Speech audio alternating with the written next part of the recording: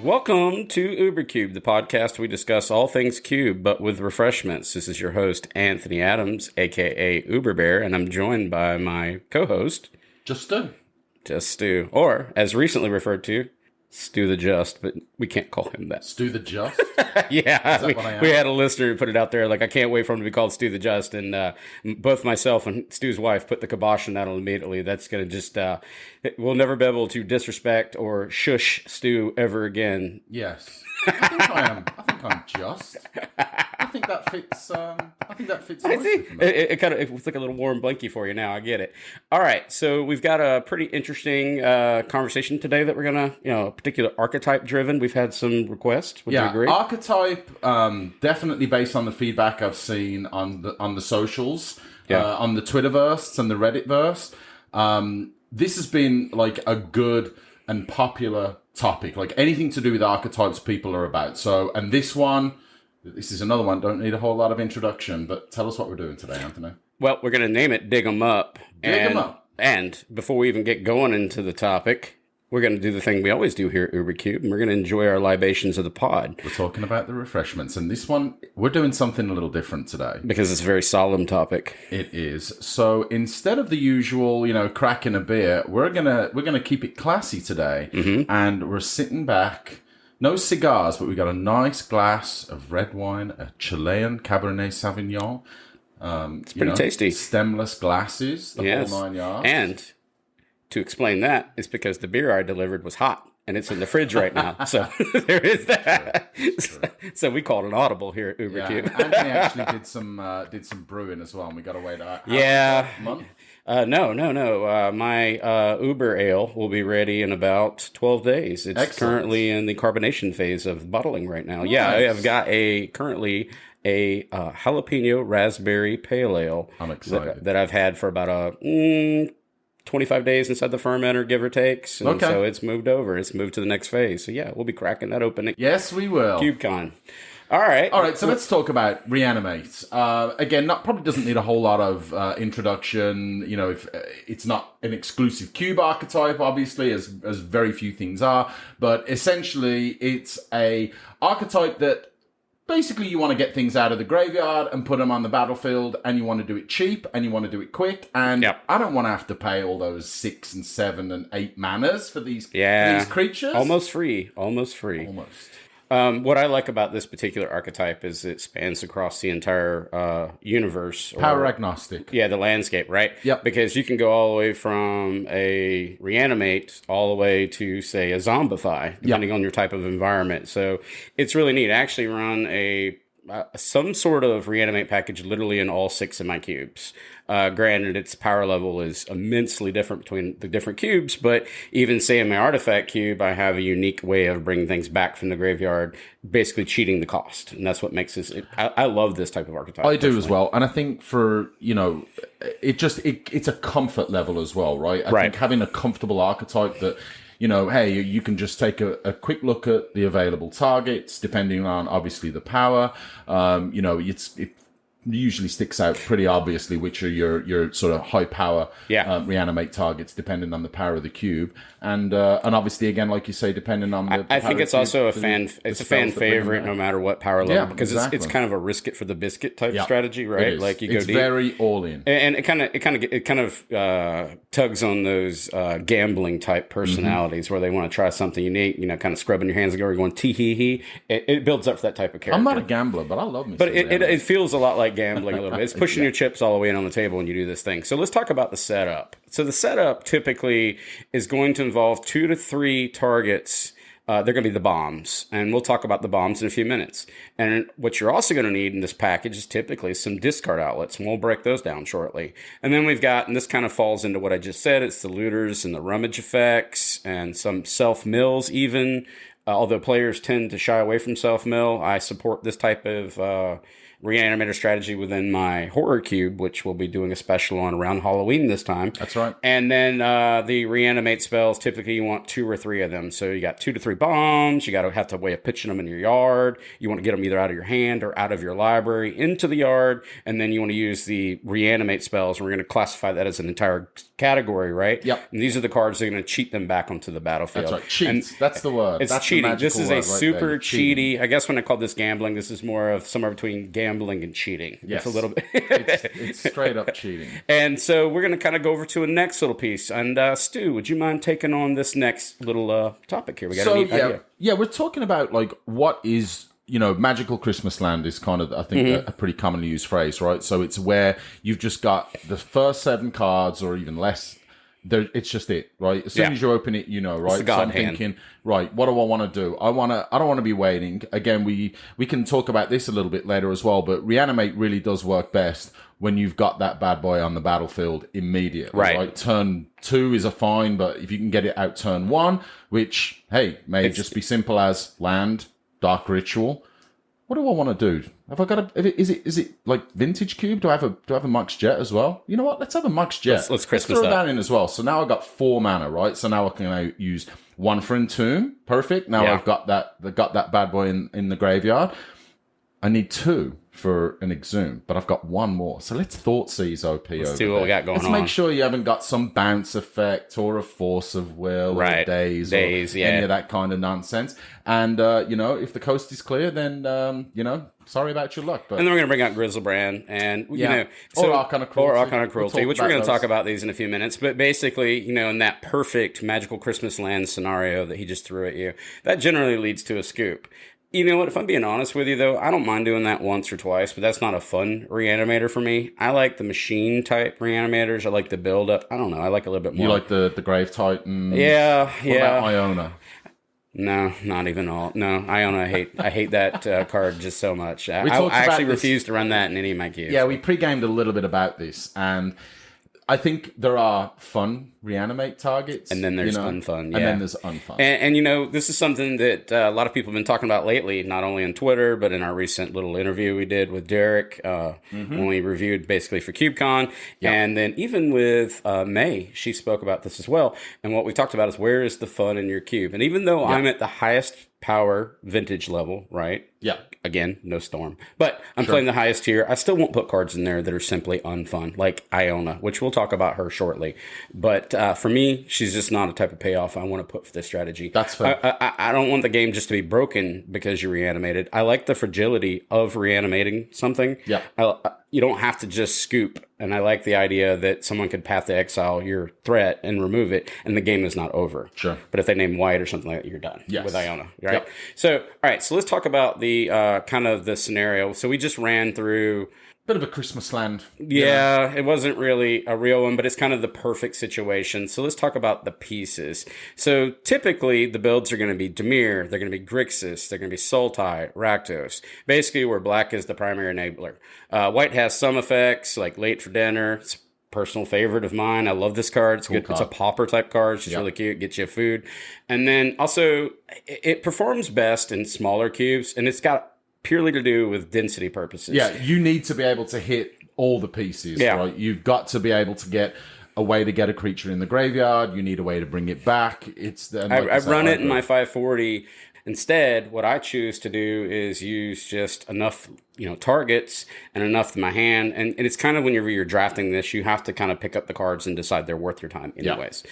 Let's see what else. I recommend not adding too many hate cards to basically break this. Even though this is, whenever it comes out on the table, it's a lot like the poker. We've pushed all your chips in. At the same time, you don't want to put too many cards that purely just hate the graveyard, immensely. And we'll talk about some of them that I do run. Normally I run about 4 or 5 in my cube, and it's okay. But I don't run like Relica Progenitus and things like that in my particular environment because they only serve the purpose of the hate. They don't support anything else like, I don't know, like White Weenie Aggro or something like some of the cards we'll I would actually argue with Relic that because it's an artifact... It's maybe in some artifact strategy, you might get a bit of use out of having an extra artifact on them. It exiles itself whenever you do it. So it's not even and like it does draw a card. when you dump it? It's just a pure hate card simply to break reanimator. It is a hate card, no doubt. I avoid cards like that, and that's a good topic he brought up. I traditionally don't run, quote-unquote, just pure hate cards, and we'll use, say, for example, Moat. Moat was in my power cube for a little while. I just wanted to try it out, and all it did was, totally break. Just annihilates creature strategy. Creature strategies, they're done. Yeah. Well, that's kind of where... For me, Relica Progenitus just serves the pure existence of breaking Reanimator, not to combat it, not to do it in a strategical way, but just as a sideboard card that will break its game. And I avoid, personally, those type cards. Let's talk about some of the things that are going to basically hate out safely Reanimator. Spot removal, control magic, counter control, bounce, any kind of fractured identity type spells. We'll talk about all those. Anything that basically bribery, he talked about me being a little too dirtily with my Reanimator earlier. I am subjective to being briberied at that point. That's why I should turn one. I don't. Sometimes I just drag it out a little longer than I should. Yeah, I could do better. I could get do it better. out there as soon as you But can. instead of just running pure hate, methodologies in your cube, you could choose to run enough of those mind control type effects and stuff like that, and they'll deal with it just nicely. They balance it out. Stu, would you mind covering the particular strengths of the package? Yeah, so first of all, obviously, the idea is to reanimate a card, a big creature. They're, 6, 7, 8 mana or more. They're haymakers, right? Yeah. They're creatures. You're breaking the usual pace of the game by putting a creature out that just should have no business being out in the first couple of turns. And they're big, impactful, win the game kind of creatures. You skip the curve. Right? You're completely, you're going way, way, way ahead of the curve, right? Yeah. So those creatures they're normally expensive and high mana cost for a reason, right? They're big, big plays. If you can get that in the first couple of turns, you're just the amount of advantage that you can generate. Obviously, we talked about Archon of Cruelty being one. Right. Immediately, big damage, takes cards, just, such a great creature. Maybe even is the sort of the flavor of the month now in the Reanimate package. I was about to ask you that. I didn't want to interrupt your flow here. And it's going to be something to talk about. So. If you had to choose between reanimating Grizzlebrand, and this is going to be an audience question, and we're jumping ahead of our script a little bit here. I think they serve different purposes. Versus Archon.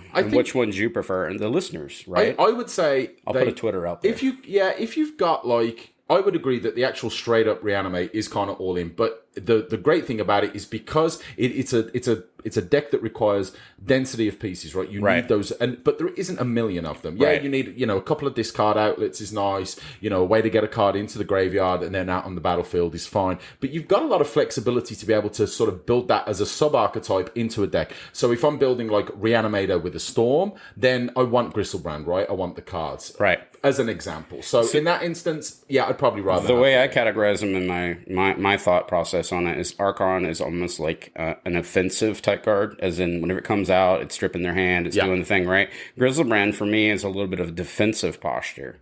It's I'm going to regain the life, I'm going to draw cards and try to sweep up what I need, but they're just two different creatures. So if I'm on my front foot, I'm going Archon. If I'm on my back foot, I'm going basically Grizzlebrand and try to get back in the game. That's if I had the choice between the two in the yard. I'm just throwing that out there. Listeners, we're going to put it out there for you. I'll be really curious. We went off of our notes a little bit here, but I really would like to know which one you prefer. I'll put out a Twitter poll just between those two. I think it's a neat idea. Yeah, I think it'll be an interesting removing Iona from the conversation entirely. Yeah, that's just my personal. Are we going to say it's just between those two, right? Yeah. I think it's a neat debate. I think it's a cool debate. For me, I'm Team Archon. It does what I like. I like it too. I get it. All right. So for the strengths, you say this is a strength. I would say it's a little bit... I don't want to say it's necessarily a weakness, but it is a technical deck. Now, you could call this a strength because it's a fun deck to play. Right. And also, if there's maybe other players in the pod that aren't fans of this kind of, a little bit more complex strategy, has some decision making, then maybe you can kind of... Maybe I don't like putting cards in my bin. Makes me nervous. Oh, my God. We got some... I don't want to discard. So it is a relatively technical deck, right? So you've got some decision making there. And it does pair well with other strategies. And you've got a few listed here. Stack, sneak attack, some of the lands matters with things like Life from the Loam.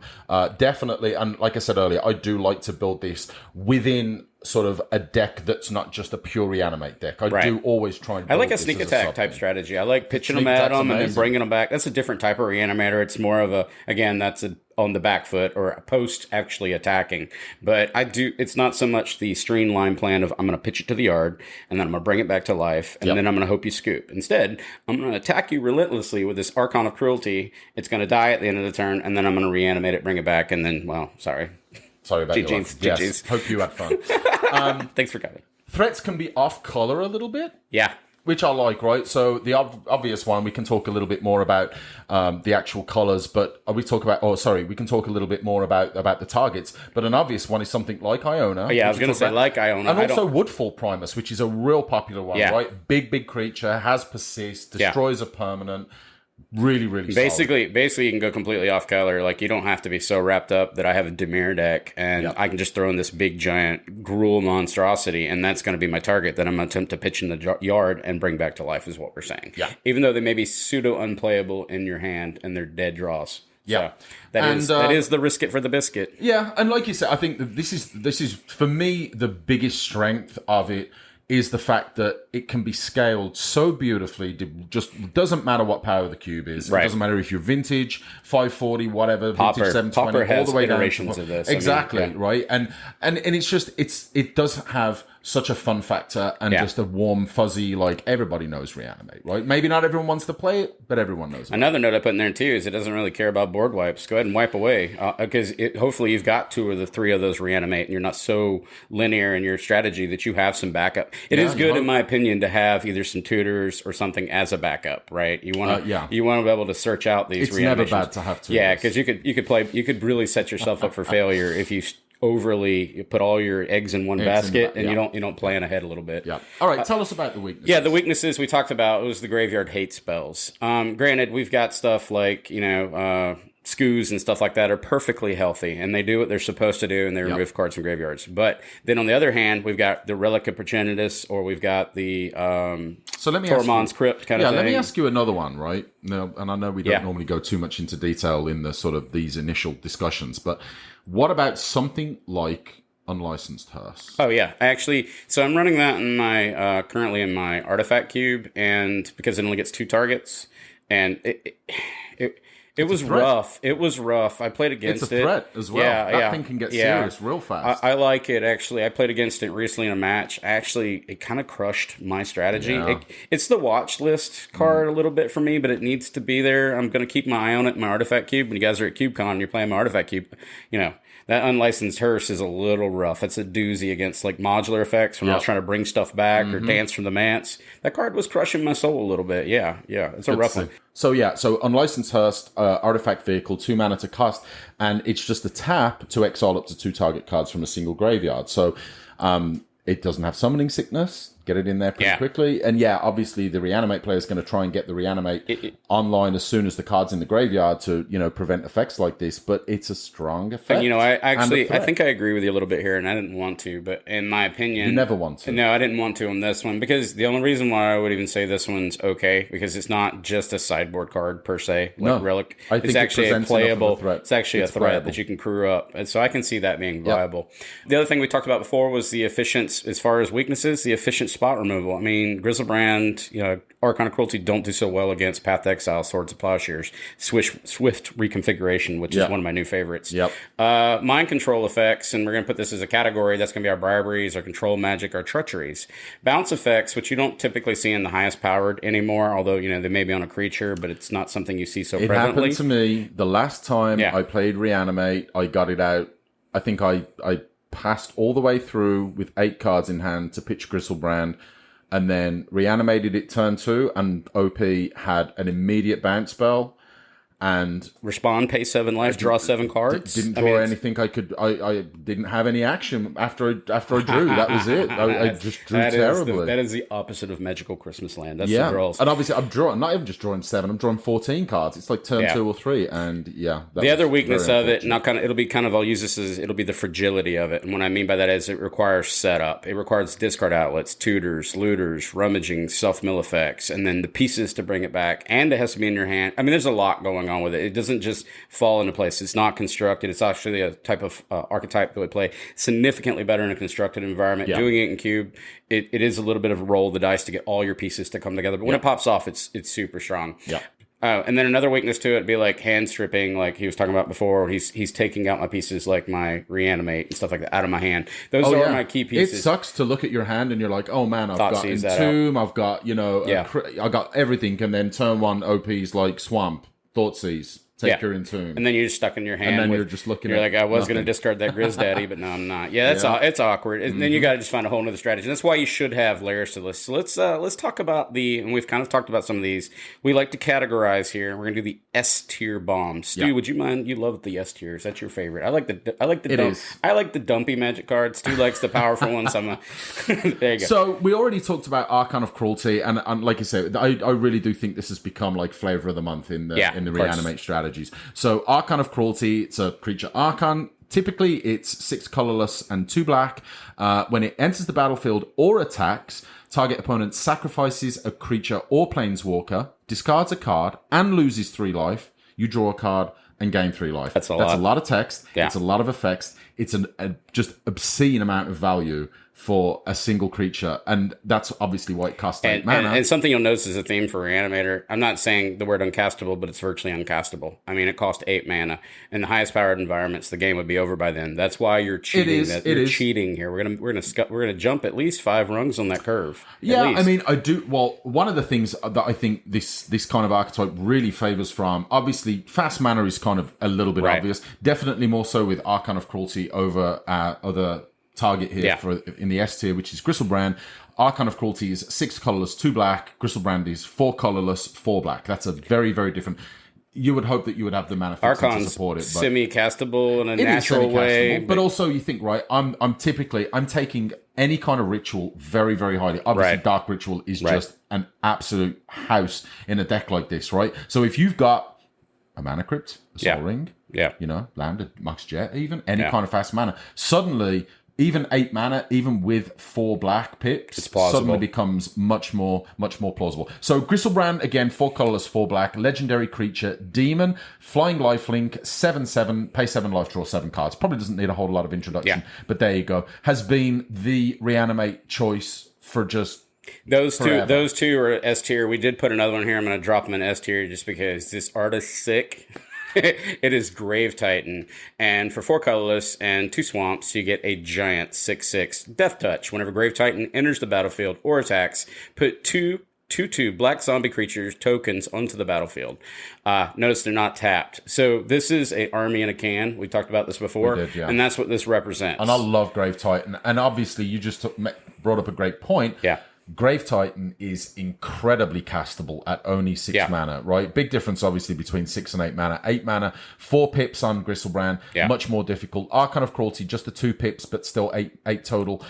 Grave Titan, 6 Titan's total. a safer choice in the quote-unquote, air quotes, Reanimator deck. Yeah. If you felt like you were just not getting your piece together, you could still cast Griselbrand. And it's fun. Yeah, it's super fun. It is a fun I love card. just banging out tokens. 2/2 zombies. Yeah. Just let's keep it going. And it does work. Yeah, I love it. It's a great top end for a lot of decks. The next one we have on here on the list is Elesh Norn, the Grand Cenobite. For 5 colorless and 2 planes, you get a legendary creature, Praetor. It is a 4/7. Vigilance. Other creatures you control get +2/+2. Creatures your opponents you control get -2/-2. So it is a board wipe-ish, or at least it's going to cut them to pieces so they're not relevant and bolster up. I actually saw an interesting play recently with John Broskoff on his channel. He top-ended an aggro deck or a mono-white, I guess it was, weenie deck with Elesh Norn. Stu and I were talking about that recently, and it was an interesting way of thinking. Because normally I'd curve out at 4. It was a cool thought process in my opinion. I mean, and again, going back, if you've got the mana to support it, it's much easier to cast than, a Griselbrand with 4 pips, right? Elesh Norn only has 2 pips. If you've got the Crypts, the Sol Rings, the Mox Diamonds, if you've got the mana, fast enough to be able to get it out there, then why not? I've also been sticking to that philosophy of this card. I've been staring at that, the Phyrexian language version of her forever. And I just won't pull that trigger on it because they're going to get that one player during the draft that's going to stop the entire draft and go, what does this say? And everybody knows that's going around the table. Pull your phone out. Yeah. I want to see it in English. To use Google. Hey, Google.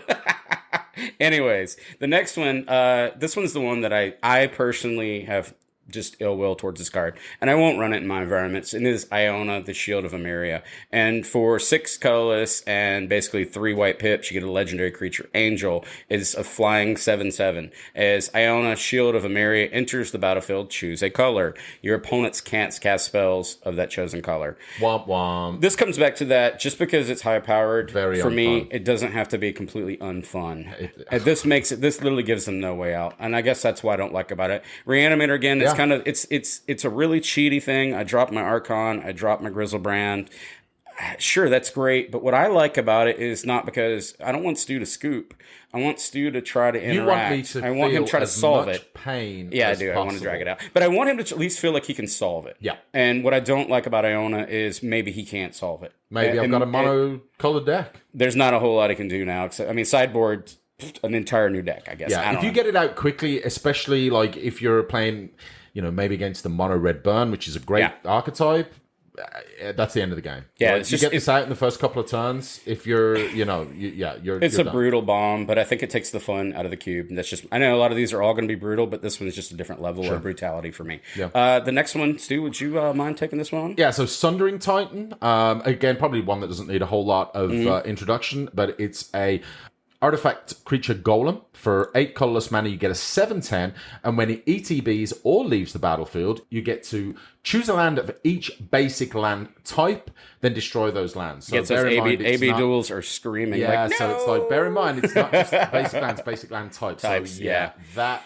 And then, and what I like about this one is the Tinkerer target too, which we'll talk about in a later episode when we cover artifact.deck. But it kind of cross pollinates. Either way, you cheat this in with Tinkerer, you reanimate this. This card's devastating early game steps. I mean, this one's fun but cruel at the same time, whereas Iona's just straight up cruel.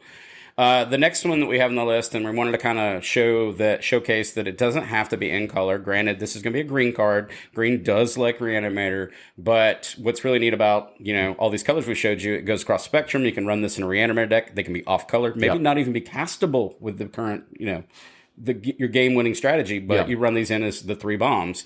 Woodfall Primus, 5 colorless, 3 green. You get a creature Treefolk Shaman, 6/6. Trample. When Woodfall Primus comes into play, destroy target non-creature permanent. Pretty dirty. That's pretty dirty. And it has persist. Yeah. Meaning when it dies, it comes back and it does this thing again. -1/-1 counter on it. It's a 5/5 now. You feel a little less bad about yourself. But I'm not too mad about destroying 2 permanents and getting a 6/6 or a 5/5. Yeah, it's a neat one to cheat in. This is one of my personal favorites. This one, if you had to make me pick, like out of all these Reanimators, my personal favorites is for flavor is Primus and Grave Titan. Okay. I just like those targets. I mean, these are all fine, but that's my favorites. Yeah. I like Iona myself. So we're going to kind of go over some more bombs, and that's what we're covering here is kind of what you're chasing here. Here's our next level threats. We've kind of moved down.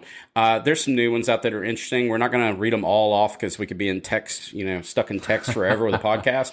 But we've got Emrakul, the Promised End. I mean, that's a 13/13 monstrosity that we'll leave in the show notes. That card's a great one to reanimate. But I am going to read this next one. I just added this card. This card is dirty. Yes, it is the Hullbreaker Horror. For 5 colorless and 2 blue, you get a 7/8 Kraken Horror. With Flash, this spell can't be countered. Whenever you cast a spell, choose up to 1. Return target spell you don't control to its owner's hand, or return target non-land permanent to its owner's hand. Once this card comes down, man, your cantrips just suddenly all that stuff that was useless, like that soul ring that you got on turn 14 because you survived this long. I don't know why, but now you're just gonna cast it and like tee bounce, get rid of that thing. It's gross. Yeah. It just turns cantrips and small things that were no good to you anymore. The garbage makes it not garbage anymore. You're now preordaining it late game. You don't care anymore. Now you're just destroying them. Yeah, they're gonna give up eventually. House of a card. Yeah.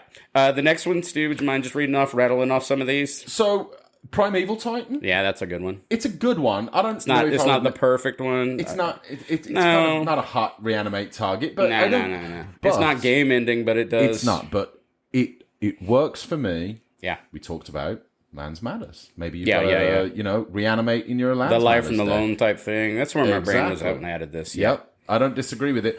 Ulamog, the Ceaseless Hunger. It's gross. It's just an absolute house. You don't get the effect. You don't get to exile the 2 targets. That's the bad thing with some of these Eldrazi is they require you to cast them. Yeah. So you can't really get that. That's where you get with Channel would be a better option for this card. Yep. Because you'll pay the 10 life plus the 2 green and then cast him out. Then you'll exile 2 permanents and hope they scoop. It's just gotten really bad at that point. Yeah. Whereas does represent currently when it comes on the field without a haste enabler, a 10-10. But once it attacks, I mean, it's 20 cards off the top of their library that's gone. It can be devastating. The next one we have on the list here, and this is why we wanted to show about the splashability of it, and it's going to be our last one we're going to cover in this group, is going to be Dragon Lord Atarka. This is a favorite. Yeah, if you listen to our old Gnawbones, this is one of the ones we put at the highest tiers. And what I do like about this card, too, it's also castable. Yeah. It's not unreachable because of the particular colors it's in. It's Gruel. So for 5 colorless and 1 mountain and 1 forest to get you a legendary creature, Elder Dragon, it's an 8/8, flying trample. When Dragon Lord Atarka enters the battlefield, it deals 5 damage divided as you choose among any number of target creatures and or planeswalkers your opponents control. And that's an ETB, it sweeps not a the cast. field. So Yeah, immediately it sweeps the field. You reanimate this, you're getting insane value straight away. Absolutely. And that's kind of the bomb package that we've covered. Now let's talk about, Stu, would you mind covering how we're going to get these things back? We're going to break it down in pieces. We're going to dig them up. Dig them up. So we're getting them from that graveyard onto that battlefield, Cheatertons. So the first one we'll talk about is Reanimate. All right, pretty obvious. Sorcery, 1 black, and you just put a target creature card from a graveyard, just your graveyard, graveyard, onto the battlefield under your control. You lose life equal to its converted mana. I don't want to pay life for a really great card. I don't mind paying life. I don't mind paying any amount of life. I mean, do I really want to pay to get Grizzlebrand? Yes. Yes, I do. Yes, I do. And then another 7 to draw cards. Pay all the life. Exhume. Yeah. Another one. That's a risky one. This has got to be an early game. Exhume is for 1 colorless, 1 black. You get each player puts a creature card from his or her graveyard onto the battlefield. That is a risky one. Typically, though, it works pretty well. It's worth it for the cost, but it's definitely, there's a risk factor involved with that one. Yeah. This is something like you'll see people sometimes do in Commander, and you're like, oh my god, this is going to get really bad really fast. Maybe they didn't check all the graveyards, right? Yeah. Don't kill your opponent's Ulamog or then cast that.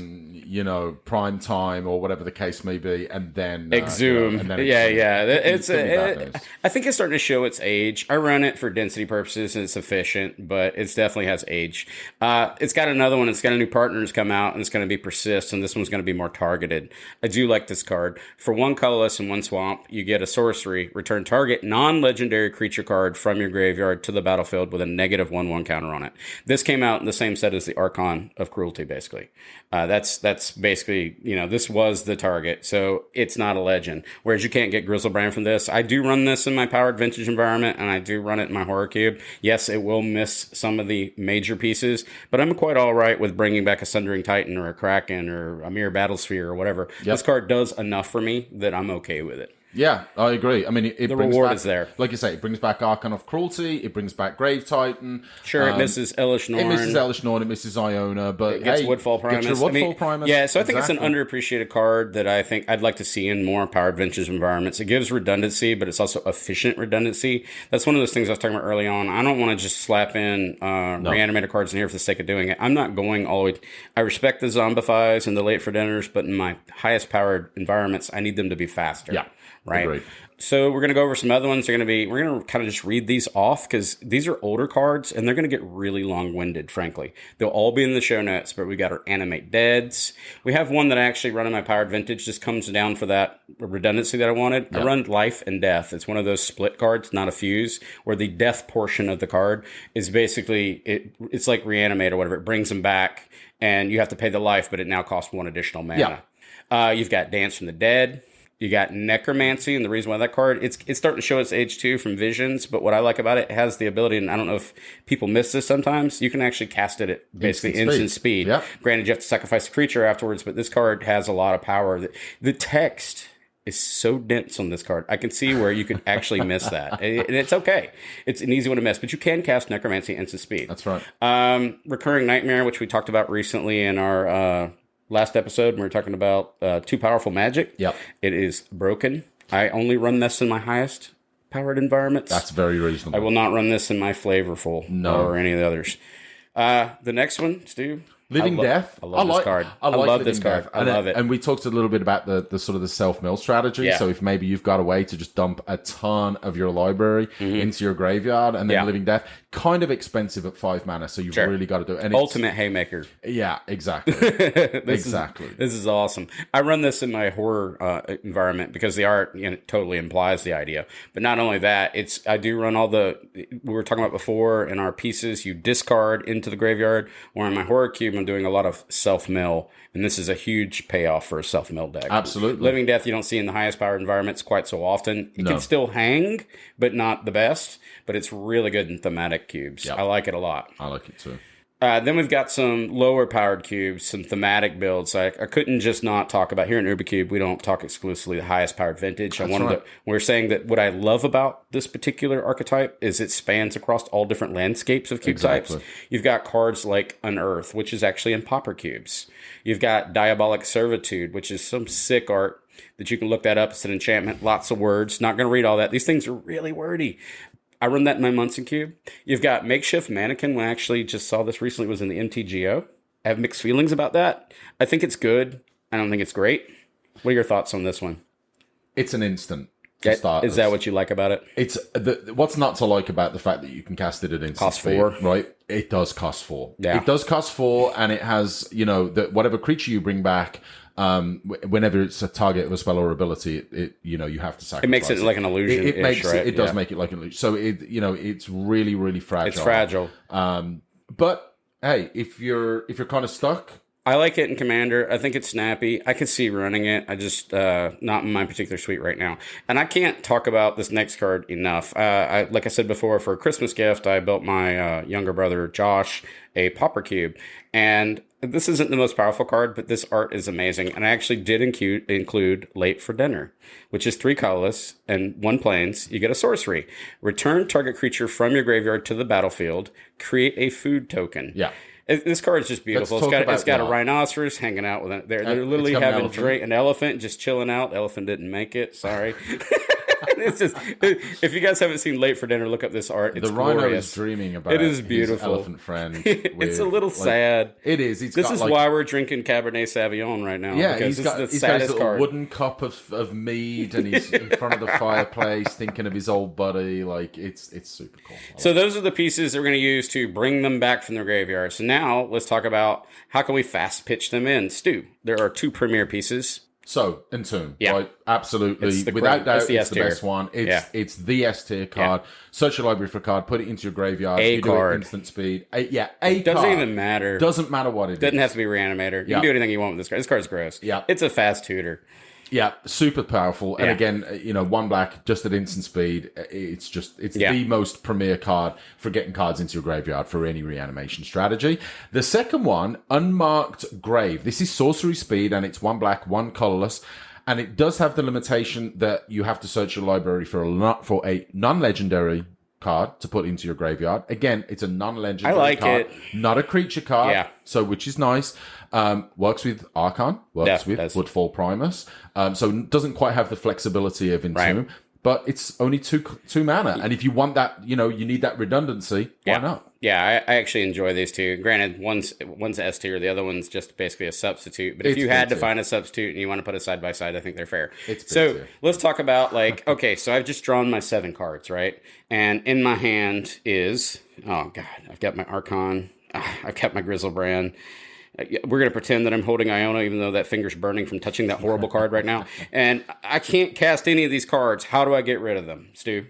How do I get Putrid Imp? Put your Putrid Imp. You do, because that's the only other card I got. I got to get these in the bin. You've got a Putrid Imp. Oh, your hand's perfect. Yeah. So Putrid Imp's a great little guy. He can help you just pitch him in there, because you want to get him out of your hand. Because that is the worst. That is actually the worst strategy for a reanimator deck, is to draw your bombs. Yes. You don't want to draw your bombs. You do not. Here's another line of basically that's interesting. You can thought seize yourself. Yes, you can. I don't know if people think about that all the time. It's an interesting line of play. Yeah, I think it's a common enough strategy that I think, someone who's played Reanimate enough times should understand. Target player reveals his or her hand. You choose a non-land card from it. That player discards a card. You choose yourself. You pay 2 life. You put your Grizzlebrand in the yard, and then you bring it back to life, and then who cares? Another one, this is amazing. I've got that secret lair art. It is Pack Rat. Pack Rat is... that card, I don't even know if that card has to be in a reanimator package. It just makes pack rats and kills them too. But it's a great discard outlet. It is. Yeah. And it represents a big threat by itself. Yeah, like, that's those what I rats mean. Can get big real This fast. one actually caused a little bit of problem for me. It breaks my brain whenever I'm doing. I'm like, do I really care about Grizzle Brand anymore? I'm just gonna make all these pack rats and I'm gonna go nuts. Probably not. Yeah, I just start pack ratting up. If you've done this 2 or 3 times and you've got some 3/3 or even 4/4 pack rats, then I don't really care about. No, you don't care about. I just gotta move on. So maybe this one's a little bit not great, but this next one's an interesting card, and I have started running this. We talked about this in a previous episode. This art is foul. I think Stu referred to it as he's tossing whale blubber. Is what you said in one of your quotes. What it looks like. Yeah, and it's bone shards, and this is a great one for 1 swamp sorcery as an additional cost to cast this spell. Sacrifice a creature or discard a card. Destroy target creature or planeswalker. So you do have to have a target. Sure. On OP side, but sure. You would it's expect not terrible. OP over there's got at least 1 creature out, right? I'm hoping so. Just get a mana dork, pitcher, Grizzlebrand, or Archon. Do you bolt the bird? Yes. Yes. Do you bone shards the bird? Yes. Absolutely. Especially reanimator decks. Especially in reanimator. Yeah, absolutely. It's because, the next one we have is kind of an oldie but a goodie. It is Survival of the Fittest. For 1 colorless and one forest, you get an enchantment. You can pay 1 forest, choose and discard a creature card, search your library for a creature card, reveal that card to all players, and put it into your hand. Shuffle your library afterwards. This card is just fantastic. Yes, and this card has rocketed in price. Yeah, rightly so. Yeah. It's incredibly powerful. Yeah, I'm going to make a plug here for, because the card is expensive. I just have the original one from Exodus, which we're looking at right now. But I did go into Ultra Sleeves, which is the sick inner sleeves you can order. Yep. Ultrasleeves.com. And I went ahead and bought this, and it made this card look amazing. I mean, I've got this poor little, it's basically like a goblin just murking another goblin. Yeah, it looks like Squee or something. Yeah, right? it's bad. But the actual Ultra Sleeve I have, there's blood everywhere. The card's kind of gross. I'll have to show it to you later. It's awesome. I'm excited. I do recommend checking out Ultra Sleeves. It's pretty good stuff. Yep. All right. So now we've got a way of binning them, and then we're going to go ahead and talk about some looters and some rubbish effects, because you can't completely rely on one line or basically one strategy. You're not always going to get it. You need to give yourself options. Yeah, like it's fragile. Yeah, you're not always going to have Entomb in your hand. Correct. Right? Or it might be on the bottom of your deck. You don't have a tutor. You need a way to get cards into your graveyard. You might not have bone shards. I mean, you need to have a way to move to the deck, and that's where the rummaging and rummaging and looting is going to come from. Yep, exactly. And the first one I'll talk about, Yep. I like this one very much. It's Jace Vryn's Prodigy, 1 colorless, 1 blue. It's a legendary creature human wizard, and it's a 0/2, has tap, draw a card, and then discard a card. If there are 5 or more cards in your graveyard, exile JVP, and then return him to the battlefield transformed under his owner's control, and he comes back as a planeswalker. And we're not gonna go over the planeswalker, but he's more of he's great for both sides of the fence. Planeswalker's that planeswalker on the other side's gross. Yeah, and it's not just about the ability to be able to get the card into the graveyard, right? You've also got the ability. Maybe you've already got that in your hand, and you want to dig. Your hand sculpting. Exactly. Yeah. So a wonderful card. This next one's newer. It's Suspicious Stowaway. For 1 colorless and 1 blue, you get a human rogue werewolf, which is off color for a werewolf. It's on a boat. I'm on a boat. And for get a 1/1, Suspicious Stowaway can't be blocked. Whenever Suspicious Stowaway deals combat damage to a player, draw a card, then discard a card. And then it has that whole daybound thing, which players went back and forth about how that can be challenging on the paper play field, and I get it, but we have navigated it nicely. The other side, when it flops over, it lets you draw cards. But as far as reanimating, this is more of that looting. I want to bend something, I want to put my Archon, I want to put whatever my bomb is in the yard. Yep. And then I'm using this to loot, basically, so I can get my reanimate spell back. Exactly. Let's talk about something more realistic, though. Those are very creature-oriented kind of ideas. We've got some Chart of Courses. We've got some Faithless Lootings. We've got Wheel of Fortune. Yep. I mean, there's a lot of ways that you can fill your graveyard. Yeah, I mean, if you're sitting there, sculpt your hand. Yeah, you've drawn like all of your bombs. Yeah. In your opener, and you've got a Wheel of Fortune. Wheel of Fortune it out. Absolutely. Yeah, granted, Stu just refilled his hand, too. I don't know what he's got. He's got Force of Wills and all that. But it's the risk it for the biscuit type of attitude. Yeah. You have to go deep a little bit with this. You can't sit around waiting for the perfect situation to lay itself in front of you. You just got to go, all right, this is what I'm doing. I'm going to slam a jam of this down. And then Stu goes Force of Will. And I'm like, God, all right, scoop. All right, next game. But it happens. It does. But. All right, so we're going to go over some of the, we talked about the pieces. So I want to kind of break it down again. So what you had here was your bombs. Yeah. You had your discard outlets. Mm-hmm. You had your reanimate effects. And you had your looters and your rummagers. changers. That was basically your mechanics, and you had to sculpt your entire deck around that draft But to be I able to hate do. your deck. I hate Yeah, it. I hate it. I hate it so much. And I'm going to do something about it. Why are you so angry? All right, so let's talk about the You're cards. attacking me with a 7. You are, yeah. You did literally just kill me with an Archon. So let's talk about the cards that hate reanimator spells. And that would be stuff like Deathrite Shaman, or the new one, Lion Slash, which I will take the courtesy of reading that one. Lion Slash, It's so a good card. So good. It is for 1 colorless and 1 plains. You get an artifact creature, Equipment Cat, and it is a 1/1. You can pay 1 white, exile target card from a graveyard. That's the I hate reanimator clause there. If the permanent was a card, if it was a permanent card, put a 1/1 counter on Lion Sash. Equipped creature gets +1/+1 for each 1/1 counter on Lion Sash, and that's reconfigure. And that's a whole bunch of. Love that you don't need to tap it to get No. that effect, right? You can just pay white as many times as you like. Yeah, and at the end of the day, it just has that one function of getting that target out. So I go to reanimate my. We're gonna beat Grizzleband to death here, but I go to bring it back to life. Stu says nay nay. Yep. All right, then we got Remorseful Cleric, which is a favorite of mine. It's the flying spirit that you can sacrifice it and get rid of all graveyards. Yep. Or target player's graveyard. Excuse me. It's exile target player's right, graveyard. Yes, yeah. correction.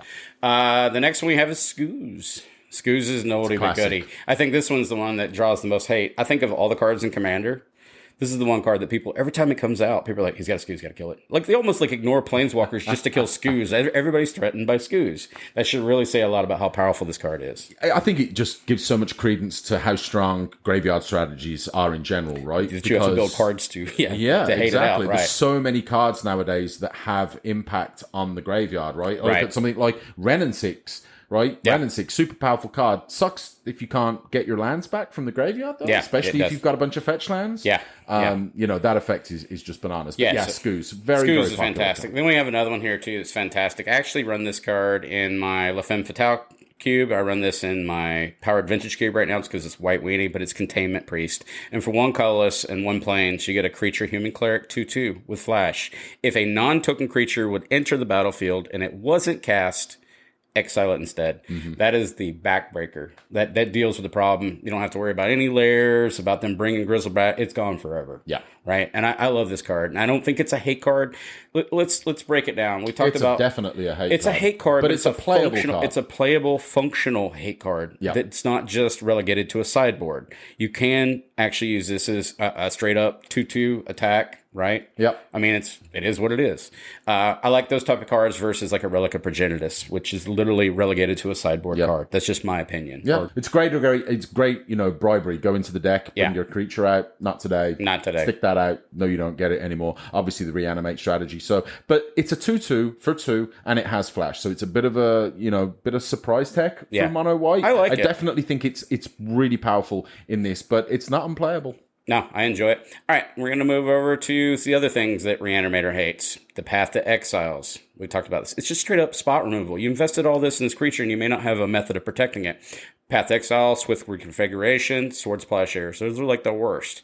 Now we get into the stuff that gets a little bit more gross. All this hard work. Stu, you just put in all this hard work. I did. You had these looters. I did. You had the reanimate spell. You did all this setup. I got nothing left in my hand. I'm so focused on getting this I want you to crystal know brand how out. proud I am of you. Thank you. You've done a great Appreciate job. that. I'm going to cast Fractured Identity. I hate you.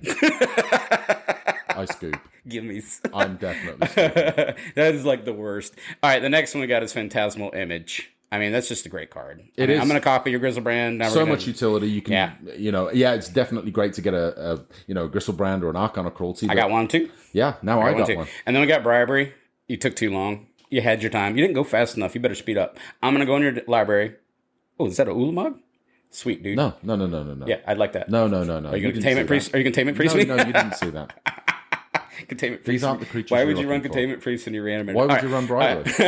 Now, this is an interesting one. Do you think Bribery, do you run Bribery in your Vintage Cube? I do. Do you think Bribery represents the same amount of unfun that Iona does? Yes, Yes. it does. All right.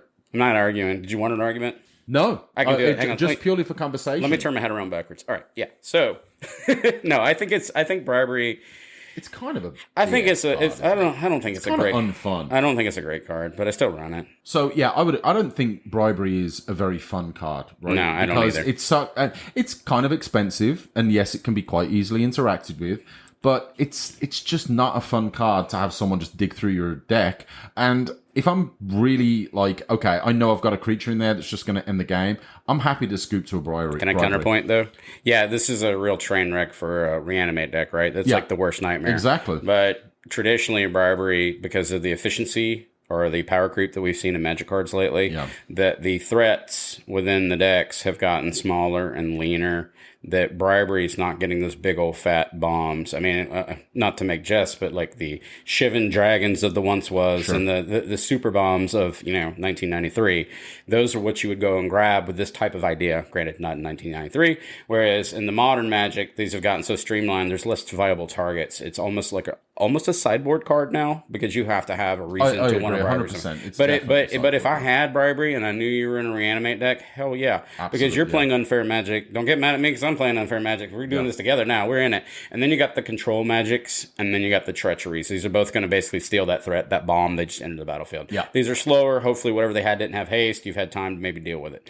But that's kind of the worst nightmare for the reanimator strategy. Yep. So we're going to move over. This was just kind of a nuts and bolts of reanimator. We're just kind of building a framework. I know a lot of veteran players are very familiar with this. So this was maybe a little introductory to this idea, and we didn't cover the cards, exclusively. They're going to be in our show notes. A lot of the pictures, everybody's wondering, what the hell are these cards? I have no idea. We get asked that. I do have a Google Drive that we keep all these on. There will be in the show notes. We keep it on the Discord as well. But we do get those comments like, hey, could you, share with us the images and the pictures of the card? And I always say, heck yeah. Jump on the Discord. We post all of our show notes publicly, so you can come check them out. I think definitely it's going to be more advantageous for anyone out there that's looking to build a lower powered thematic cube, and you're looking for something that isn't a super hyper efficient, animate dead or entomb effect or into an Archon of Cruelty. If you're looking for something that's a little more flavorful, then the options are definitely out there. Yeah, you can do this. Like we said, even with Pauper, we overemphasized Archon of Cruelty and Grizzlebrand just because of the familiarity of it, and we talked about a lot of high powered cubes. But like I said, late for dinner is a popper cube. And whatever giant, I don't know, what's those giant cycle green Titan creature they had that could cycle itself in the yard? And then you have this giant mono black one that you could do. My point is, any big old fat sucker in that environment is subject to be able to, I want to put it in the yard, I want to find a way to bin it, because you do have Faithless Lootings. You have access to these things for discarding. You have the ability. And then you have cards that are going to be a little slower, the Zombifies and whatever. If you're slowing it down, that will bring them back, and you'll be able to cheat the mana curve. Just not as strong as a powered vintage, granted. All right, so let's kind of talk about, let's summarize the idea, the setup. 2 to 3 target bombs. They could be off color. They don't have to be in your Dimir slots. Like we said, I don't like it. Iona could go into your Dimir or your Rakdos or your Golgari, Reanimator, or Grixis, whatever you're doing. You can put it in as a splash. It's not ideal because I like to have a plan B of be able to cast the thing, but I'm probably not splashing Iona because it's white, and typically white isn't a great, I hate the card still. Yeah, I'm sticking my guns on that. And Woodfall Primus is pretty impossible to cast with. Yeah, I agree with that. Well, but, Grave Titan, Archon of Cruelty, even very, very easy to cast. I say very easy. It's more straightforward to cast them than something like that. Then we got to have our discard outlets, and that's what we talked about with the Faithless. We'll use Faithless Looting as our prime example here. Sure. But there's a lot of creatures and whatever. We talked about Bone Charge. You have ways to do it. Then you should really have some kind of looters and rummage effects. And when I say that, I'm not talking about just creatures that do it. I'm talking about any kind of spells that help you move through your library, help you put stuff in the graveyard. It's just the idea. Yep. And then I like to have 2 to 3 on average reanimate spells, and that's why we offer the different ones on the list. In summary, tutors as well. Yeah, I'm going to throw tutors in there. I know it seems very obvious. Definitely feel in these condensed decks like this, where you've only got a couple of cards that are going to do the job and have the effect that you need. Tutors are really, really powerful in Reanimate. And Reanimator, like we talked about, it's high risk, high reward. It's risk it for the biscuit. It's a drafter favorite. It's all about haymakers. People like casting these big uncastable cards. They do a lot. Sometimes you don't want to just see them in your hand. And they like getting them out for real cheap as well. It's nice to be able to spend 3 mana. And it's semi-technical, and that's what's interesting to players, because you kind of got to do these pieces. You got to kind of set it up and be sneaky snake and get it in there.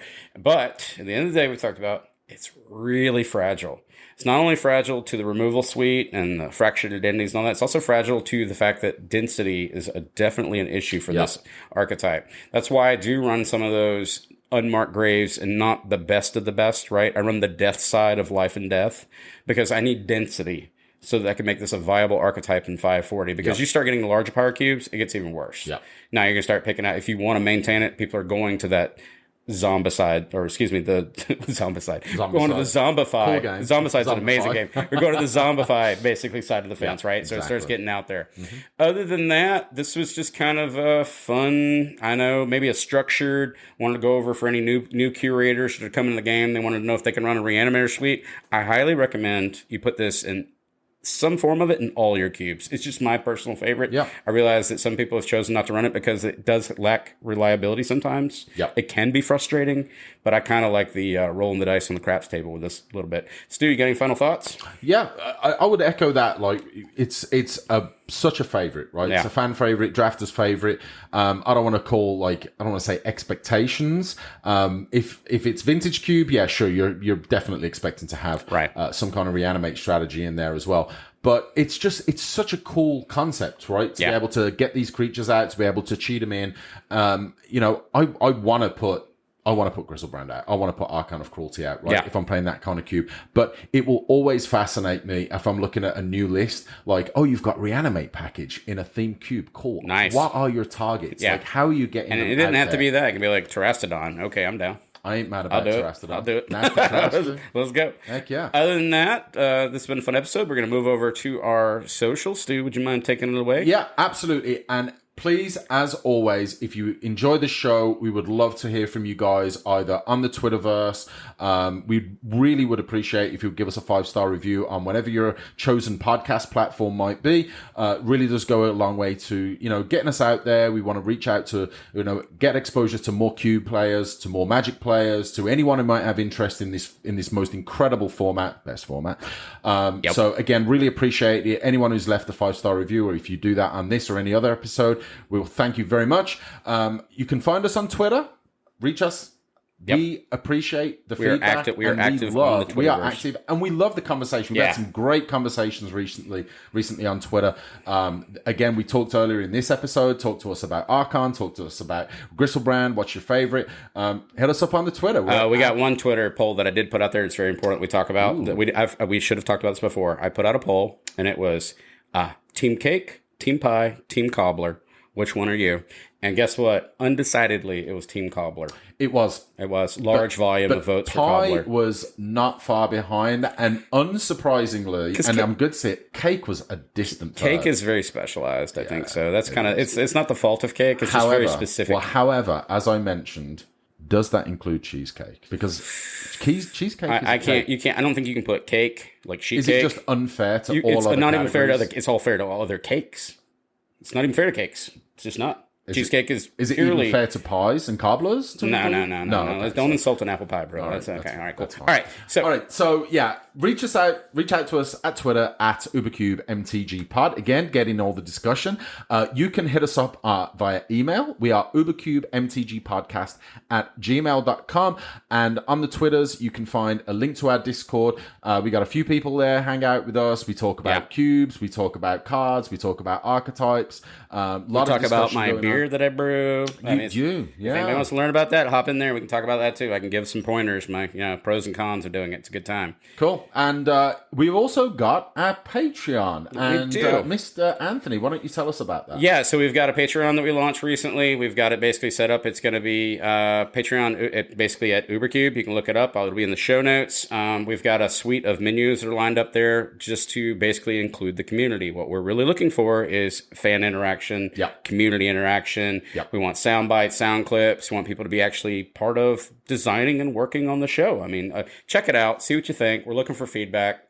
Other than that, tell us what you think. And you know what? I will quickly mention this. This is currently September 2022. In October, from the 20th to the 23rd, you can find us in Madison, Wisconsin. Yeah, and we're talking about taking our microphone with us too. We'll see if this is feasible in the hotel room post CubeCon after a few drinks. We're going to CubeCon. My editing might not be as good. Pardon the dust, but I think we're gonna do some recordings while we're there. You know what? Maybe we try and go live. Maybe we try and get some... I shall try that. Maybe we'll try and go live. I think that might be fun. We'll take the mics. Other than that, as always, thank you, everyone, and... Happy Cubing!